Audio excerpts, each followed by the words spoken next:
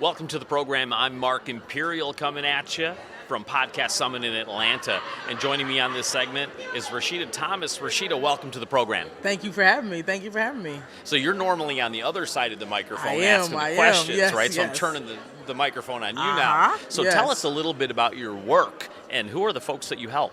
Okay, so my name is Rashida Thomas. I have been coaching basketball for 14 years, in the classroom for 10 years, and now I am a full-time entrepreneur.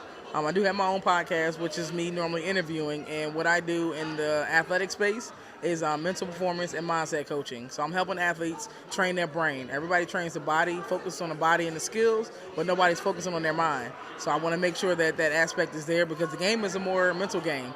And in life, the more you strengthen your brain and your muscle, the further you can achieve things. So I want to make sure they have that tool through sports that can take them anywhere they want to go in life.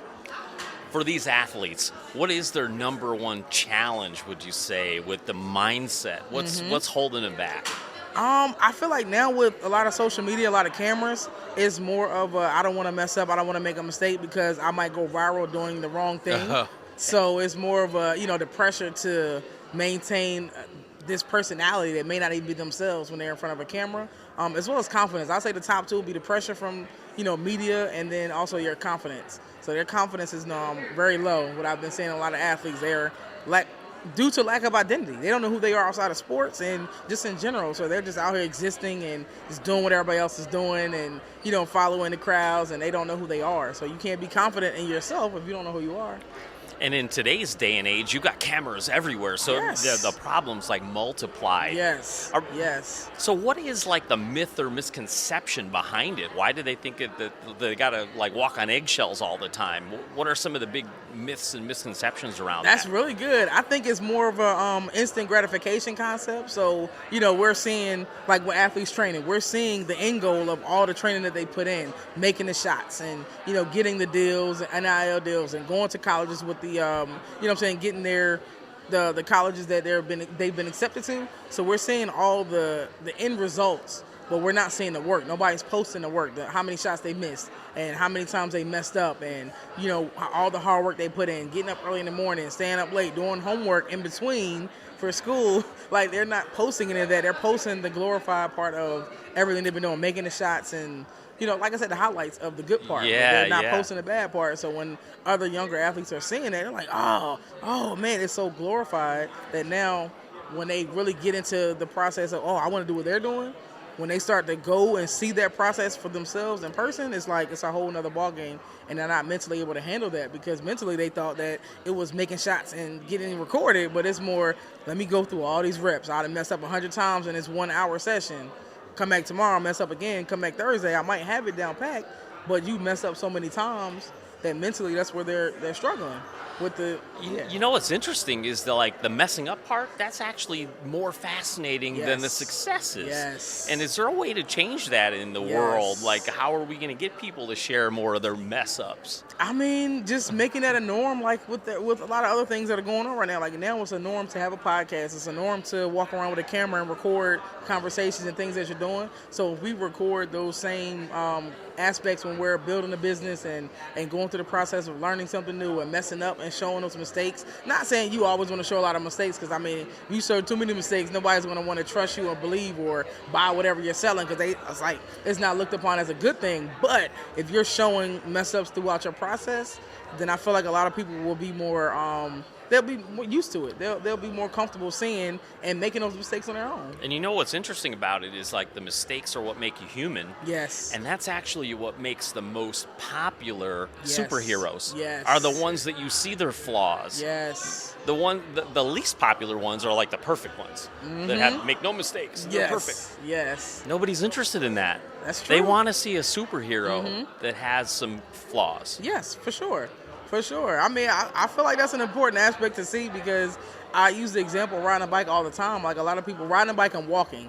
So learning to ride a bike, you fall so many times riding a bike before, even with training wheels, you can fall off the bike. But so you'll ride with training wheels. I don't think I had training wheels on my bike. So when you're learning how to ride a bike for the first time, you have to get your balance. You have to keep following. You have to keep getting up. You have to go through the process. But once you get it, you got it. And you don't mess up anymore. Same thing with walking.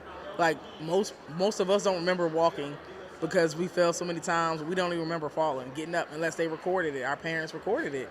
So we had to go through that process, though. Now we're walking without even thinking about it. You walking, I get up right now and walk away, not even thinking about how I started walking, or how many times I failed to start walking right now. But we do it so fluently. So like you said, to your point, to do anything, you have to go through all the mess ups in order for it to be good. You have to go through that process. What's the biggest mistake that athletes make that mess up their mindset? I feel like not practicing it, like not training their brain and not going through those moments in the gym. Like, so if you're not training and practicing under pressure, when you get in the game and it's so fast paced and it's a lot of pressure, you're not used to it. So the only way to actually be able to handle that is to practice that way. Practice going game speed. So when you mess up, you know how to correct it. So if you practice slowing down and just going through the motions, when you get in the game is not slow. The game is going to be fast. So you have to practice at the same speed of the game in order to not make those mistakes consistently. What inspired you to get into the mindset part of the work? I'm glad you asked. Yeah, well, how did you get started? Man, well, being a coach and actually coaching the game for 14 years, I saw the whole time, like I was always explaining the hows and the whys and, talking about, stay focused, get your mind right, get in the game. I recalled in the last 6 months, I'll be saying that so much that I was like, listen, what's going on here? And then I became a certified mental health coach, which helped me see the other side of what goes on in the mind of a child and a team in general. And then when you add the athletic aspect to it, I'm like, wow, it's bigger than just coming here, let's dribble, let's work on your skills. It's the mindset. And I saw that nobody was training that. So I said, hey, listen, somebody needs to step into the space to be able to help athletes train this muscle. Like, we're training, we're getting our arms right, we're getting our legs right, we're getting our bodies right, but nobody's getting the mind right. So I'm like, hey, listen, I'm going to take a new lane and focus on an aspect that's going to help further the game. Because I feel like once they get that down pat, it's no stopping them. So for athletes tuning in right now that would love to connect with you and learn more and see all the different ways that you can work with them and help them, how do they find you and what do you have to offer them? Yes, so I can be found on Instagram at Stats Global Sports, or you can send me an email at statsglobalsports@gmail.com. And I'm all for a program. It's virtual. We don't have to be in person, so I have offer a virtual program called the Clutch Code. So, you have to be clutch. In clutch moments, your mindset needs to click in to be able to handle that pressure. So I train the brain, and we go through different processes. It's a 90-day process.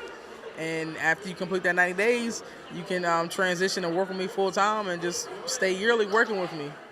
Yes. Rashida, I love it. I love your you. brand, the Clutch Code. Yes. Are you kidding me? That is an action brand. Yes.